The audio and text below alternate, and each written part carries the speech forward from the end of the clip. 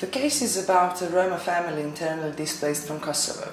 After 15 years of displacement in 2014, within the program for durable housing solutions for internally displaced persons, they purchased a house in the village of Sirča on the territory of the city of Kraljevo. However, when they were supposed to move into the house, they faced threats and protests from the local population in the village of Sirča, led by the then head president of the local community office. So thus he opposed them moving into the village only because they were Roma, thus obviously and evidently discriminating against them just based on their personal characteristics. Initially they agreed to file charges of discrimination.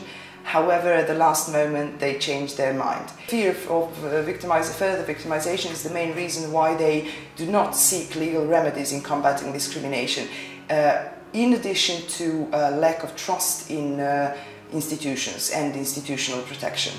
One good thing in this case is the fact that the institution of the Commissioner for Protection of Equality used its powers given by the law and filed charges of discrimination against the perpetrator.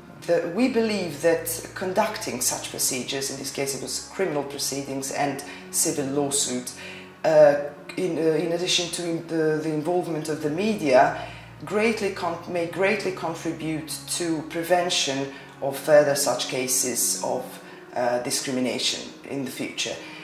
Today the family live in the stated house. We visited them a couple of weeks ago, and as they stated, they had no problems with their neighbours and were not exposed to any threats or violence or intimidation. In our lawsuit, we wanted actually from the court to state clearly that this is a violation of the law on prohibition of discrimination. But also we wanted the defendant to publish an apology in the newspapers with national circulation, apology to Roma population, and also to forbid the defendant to express ideas or opinions that will discriminate Roma people furthermore. And we won that case. That was a great success. In that period, as a result of criminal investigation, the accused was sentenced to 6 months of house arrest.